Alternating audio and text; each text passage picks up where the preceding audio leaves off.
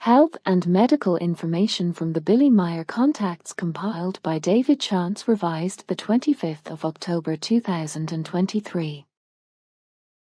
Water drinking. Contact Report 846. If I now address the trace substances that are detectable in drinking water, then it is to be said that these are completely different in their type and quantity, because depending on the location, environment, and human local activity, such as a market garden, agricultural enterprise, factory, settlement zone, or industrial zone and time, the trace substances occur in higher or lower concentrations. These substances are, for example, drug residues, pesticides or nitrates, microplastics, germs or metals, etc. Depending on their types and concentrations, these can be hazardous to health, whereas really clean water is purified in such a manner that its concentration of trace substances is usually so low in terms of health hazards that there is no risk to health, even if the delicious water is drunk for a lifetime and used for food preparation. This is indeed usually set by law. So for tap water, the limit value for trace substances hazardous to health is far below where recognizable damage to health occurs.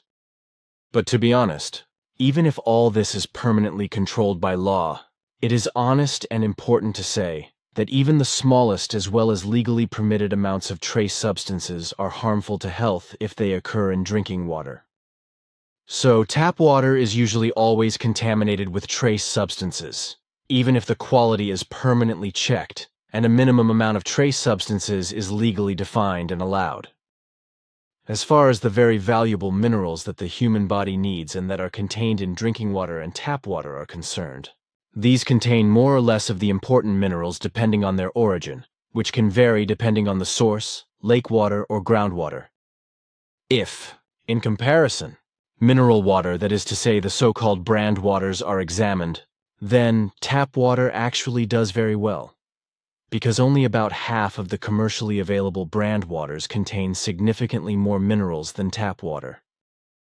This is also explained by the fact that the human body can only absorb a certain amount of minerals, which are also usually already contained in the solid foods that human beings eat every day.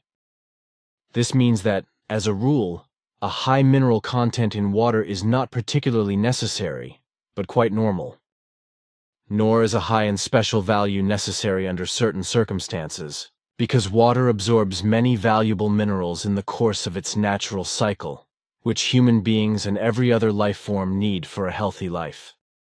It is also worth explaining that trace substances in the range of micrograms mg and nanograms ng are present in water, but these are small units of measurement in minimal form that can be classified as unimaginably small.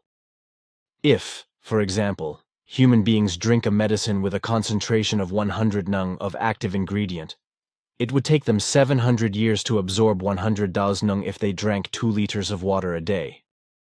That is actually what I know and have to say,